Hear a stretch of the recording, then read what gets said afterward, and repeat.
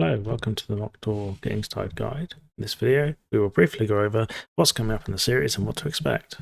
But before we do, if you want more information about what Mockdoor is, or to get the latest updates, you can go to www.mymockdoor.com, where we will cover the roadmap, releases, and other updates. Okay, if you want to follow along with the written version, go to wiki.mymockdoor.com. You will see this page, which is currently under construction, that you can click on Mockdoor Guides and Getting Started. Under this, we will cover the prerequisites needed to follow this guide. That will depend on if you are running the Mockdoor servers from source code or straight from Docker. We will cover downloading the source code or running from Docker. We will also cover Microsoft TIE. TIE is a development tool to simplify the process of running microservices from source or from Docker containers.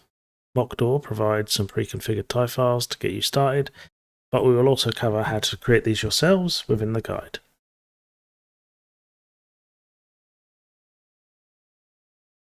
We will cover getting started with the source code in an IDE, starting from the solution file, such as configuring your launch settings or any custom startup scenarios you may want. Once we are running, we will go over the first time startup, where we can test out the connection string and database connection. We'll briefly go over the diagnostic page and how to debug if you're having connection string issues from within Mockdoor itself. Then we will create our first mocks,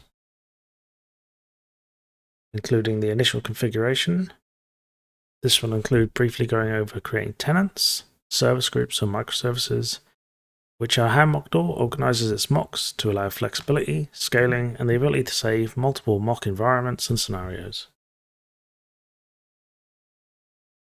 Once we have that started, we will look at creating an automatic mock. An automatic mock is where the mocks are trained from the real microservice.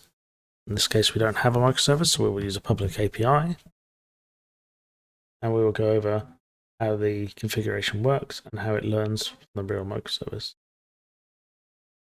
We'll then go over creating a mock manually in the more traditional approach, creating a static mock.